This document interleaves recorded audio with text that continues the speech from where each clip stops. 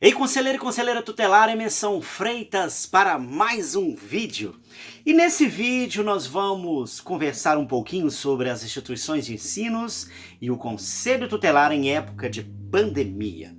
Mas antes, eu gostaria que você, que ainda não é inscrito, se inscreva no canal, dê um joinha aí para falar que está valendo a pena esse trabalho nosso, tá bom? E você que já é inscrito, valeu, muito obrigado aí pela inscrição. Mas vamos lá.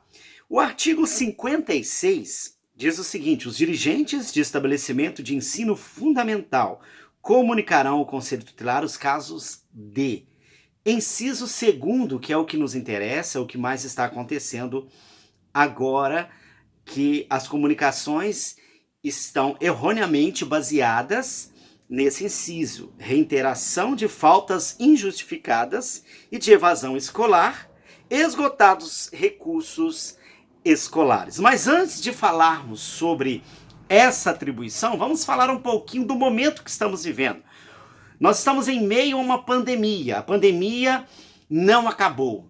Pessoas estão morrendo. Apesar de ter tido toda essa flexibilidade em todo o Brasil, ainda estamos vivendo um caso sério de pandemia e provavelmente este ano, na maioria dos municípios, né, dos estados, eu acredito que não teremos aula presencial. Então estamos vivendo em meio a uma pandemia. Os pais perderam seu emprego, perderam empresas, perderam renda, estão lutando de alguma maneira para sobreviver e estão lutando de algum jeito para levar o alimento para dentro de casa.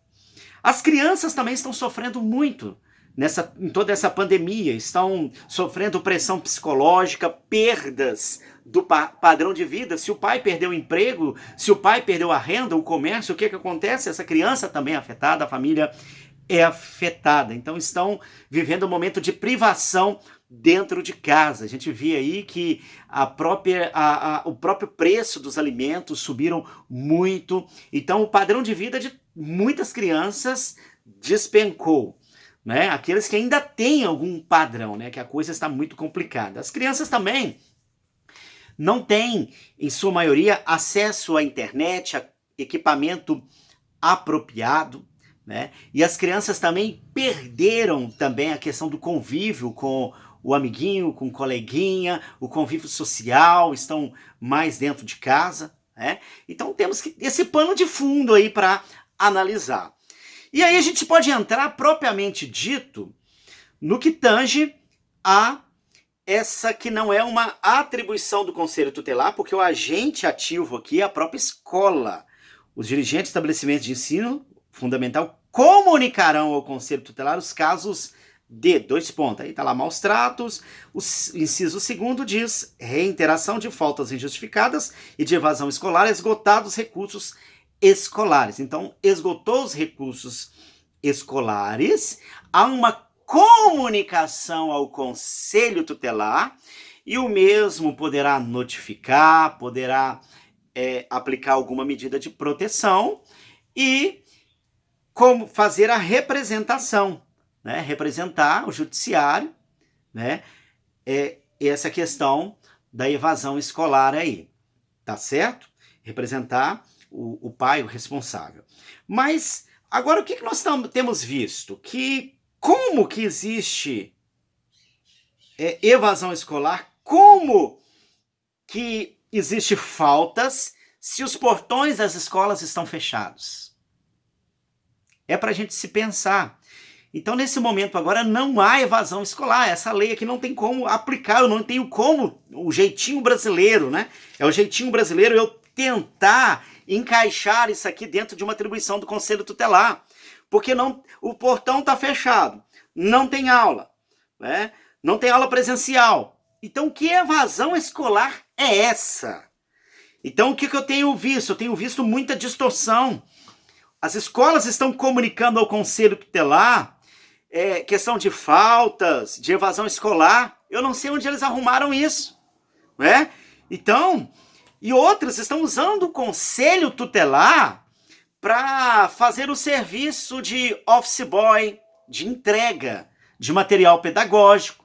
Então estão querendo descarregar sobre o Conselho Tutelar toda a ineficiência de um sistema que não está funcionando.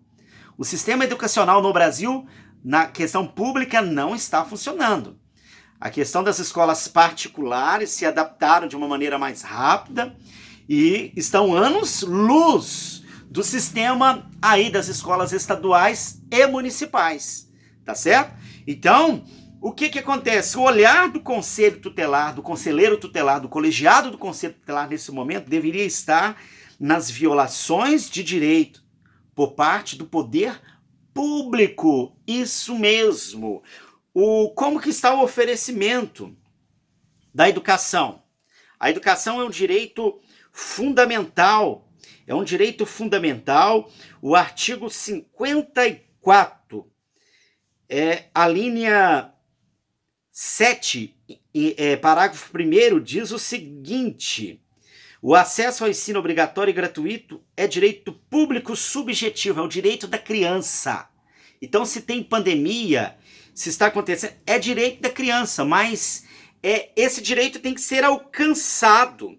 E o parágrafo 2º diz: o não oferecimento do ensino obrigatório pelo poder público ou sua oferta irregular importa a responsabilidade da autoridade competente. O que eu tenho visto é isto.